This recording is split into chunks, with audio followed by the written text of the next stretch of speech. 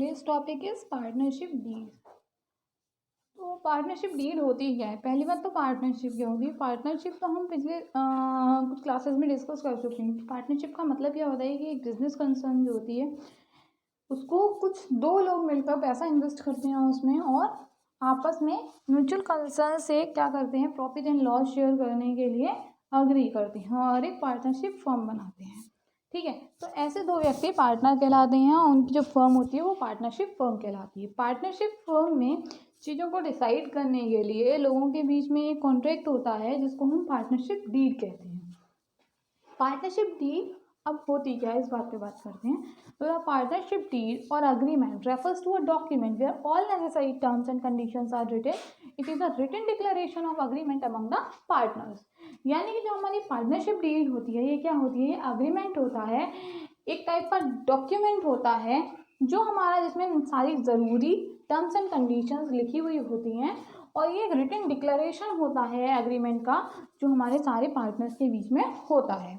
अगर हम Oxford dictionary की बात करें बिजनेस की, यानी ऑक्सफोर्ड डिक्शनरी ऑफ बिजनेस की बात करें, तो deed of partnership is a partnership agreement drawn up in the form of a deed. यानी ये पार्टनरशिप की जो डीड होती है ये पार्टनरशिप अग्रीमेंट होता है एक डीड की फॉर्म में।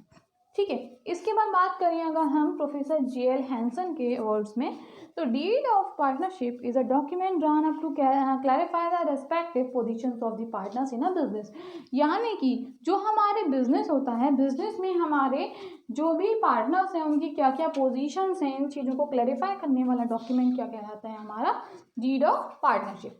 यानी कि ये पार्टनरशिप का डीड जो होती है ये हमारी क्या होती है, इसमें ये इससे इन चीज़ों से जो हमें चीज़ें सामने बात क्लियर हुई वो क्या है कि जो पार्टनरशिप डीड होती है एक टाइप का एग्रीमेंट होता है जिसमें सारे नेसेसरी टर्म्स एंड कंडीशंस लिखी हुई होती हैं।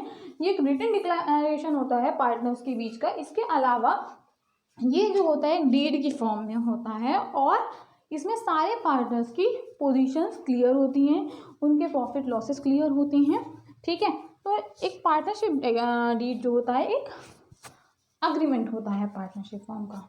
ठीक है, इसके बाद बात करें कि इस पार्टनरशिप डीड में, अग्रीमेंट में क्या क्या चीज़ें कंटेंट होती हैं। तो partnership deed agreement is the guideline conducting partnership business. यानी कि ये ऐसी गाइडलाइन होती है जो हमारे पार्टनरशिप बिजनेस को कंडक्ट करने के लिए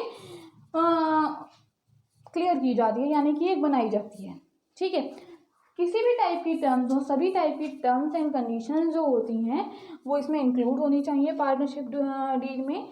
एक साउंड एंड मतलब एक अच्छा और सही तरीके से बिजनेस ऑपरेशन चलाने के लिए पार्टनरशिप अग्रीमेंट का रिटन होना और साइन किया जाना बहुत कंपलसरी है, मतलब ज़रूरी है। लेकिन ये कोई लीगल बाइंडिंग नहीं है, लेकिन एक मॉरल रिक्वायरमेंट होती है, क्योंकि जो हमारा पार्टनरशिप के बारे में अगर हम बात करें, लिखी हुई चीज़ें ज़्यादा वैलिड होती हैं बिसाइड्स ओरल चीज़ों के। क्योंकि जो हमारी ओरल चीज़ें होती हैं वो क्या होती हैं, वर्बली होती हैं, और ये चीज़ें कभी भी नकारी जाती है, इनका कोई साक्ष्य नहीं होता है। लेकिन अगर रिटन कोई अग्रीमेंट होता है उस पर हम साइन कर लेते हैं तो वो चीज़ एक पक्का सबूत बन जाती है, भविष्य में हमारे काफ़ी काम आ सकती है।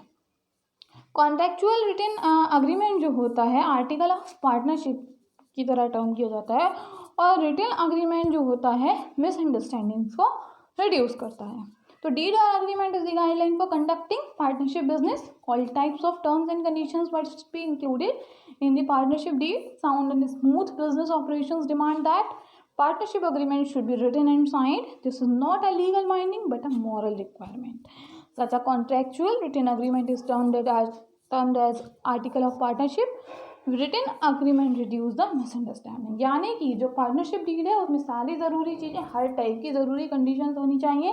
ये कोई स्टैट्यूटरी चीज़ नहीं है कि आपको बनानी ही बनानी है पार्टनरशिप डीड या अग्रीमेंट, ये वॉलंटरी होता है।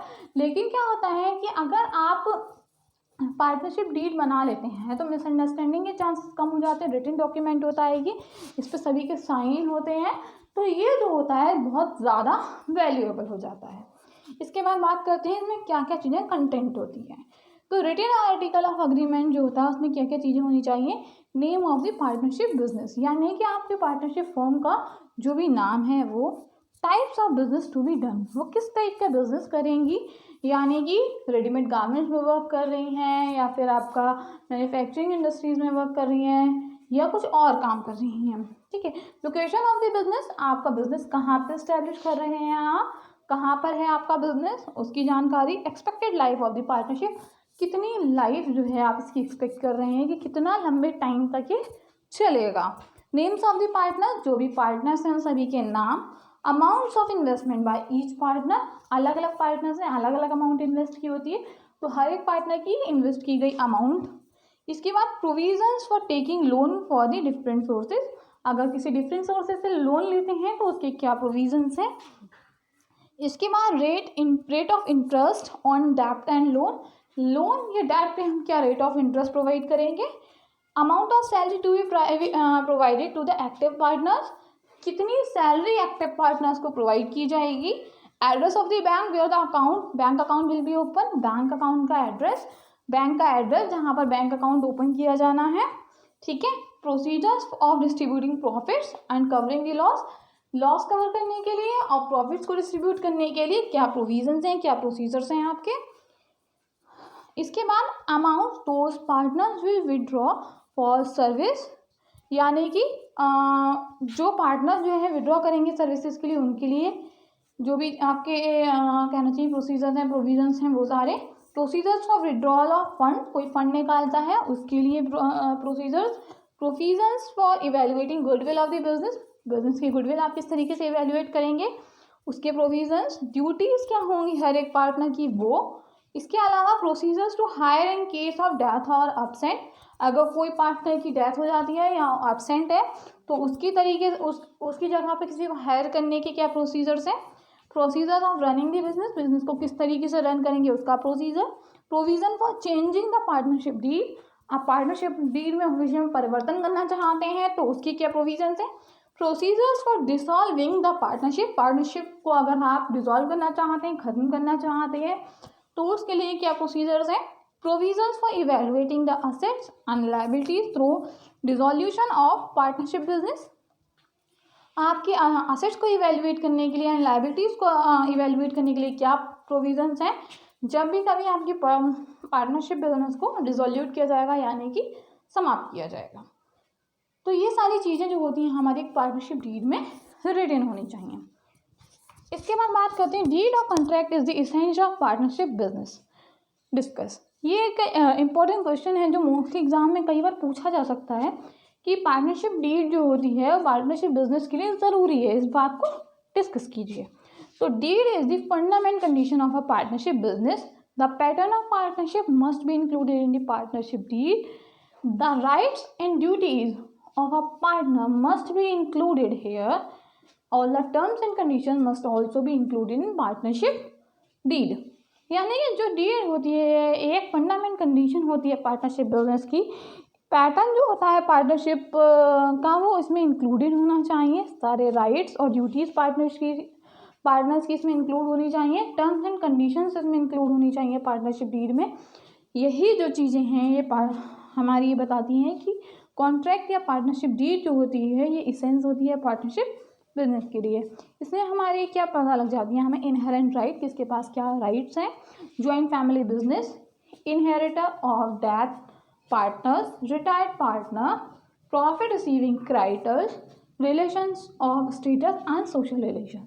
तो हमारा जो पार्टनरशिप डीड होती है वो ज़रूरी होती है पार्टनरशिप बिजनेस के लिए, ये चीज़ से क्लियर होती है। लेकिन एक चीज़ जो क्लियर है वो ये है कि ये कोई स्टैट्यूटरी रिक्वायरमेंट नहीं है, यानी कंपलसरी रिक्वायरमेंट नहीं है पार्टनरशिप बिजनेस के लिए। अगर हम चाहते हैं तो हम इसे करते हैं, अदरवाइज नहीं करते हैं, लेकिन इसको करना ज़रूरी है क्योंकि आज के टाइम पे क्या है कि रिटन डॉक्यूमेंट जो है एक प्रूफ की तरह काम करता है और जो ओरल डॉक्यूमेंट्स होते हैं या ओरल हमारी कहा जाए हमारे किसी से की गई बातें होती हैं, ओरल जो हमारे कहना चाहिए कॉन्ट्रैक्ट्स या अग्रीमेंट्स होती हैं वो समटाइम्स जो है फॉल्स प्रूव हो सकती हैं चीज़ें, क्योंकि उनका हमारे पास कोई प्रूफ नहीं होता है। तो आज के लिए बस इतना ही। Thank you.